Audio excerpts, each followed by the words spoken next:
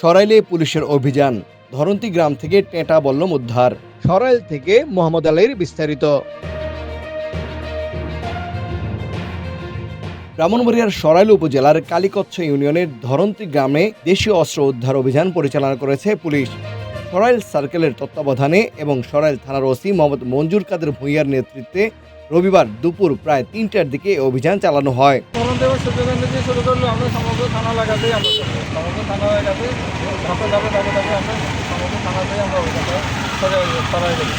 জানা যায় গত ২৮ থেকে ৩০ জুন পর্যন্ত পাওনা টাকাকে কেন্দ্র করে কালীকচ্ছ ইউনিয়নের ধরন্তী ও সূর্যকান্তি গ্রামের বাসিন্দাদের মধ্যে টানা ৩ দিন রক্তক্ষয়ী সংঘর্ষের ঘটনা ঘটে। এতে ধরন্তী গ্রামের শামসুল হকের ছেলে মোহাম্মদ হাদিম মিয়া নিহত হন।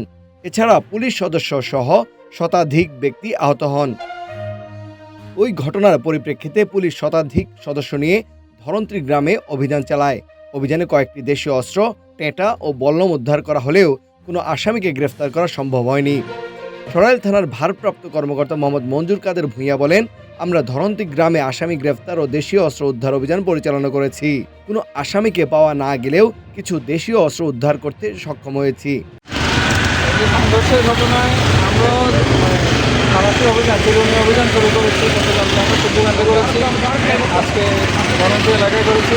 আজকে দেখেন বিপুল পরিমাণ দেশীয় অস্ত্র আমরা উদ্ধার করেছি এবং এই অভিযান চলমান থাকবে যতক্ষণ পর্যন্ত প্রত্যেকটা ঘরে ঘরে আমরা তল্লাশি করেছি এবং প্রত্যেকটা ঘরে ঘরে বাকিগুলোকে তল্লাশি করবো, যাতে ভবিষ্যতে এই যে সবাইলের যে বদনাম, এই যে বন্যারা যে টাকা বদনাম নিয়ে শুরু করে এই কর্মটা যেন রোধ করতে পারি, সেটা হচ্ছে আমাদের চেষ্টা। সরাইল থানার বিভিন্ন এলাকায় পর্যায়ক্রমে এ ধরনের অস্ত্র উদ্ধার অভিযান অব্যাহত থাকবে। তানভীর হাসান, সারাবেলা নিউজ, ব্রাহ্মণবাড়িয়া।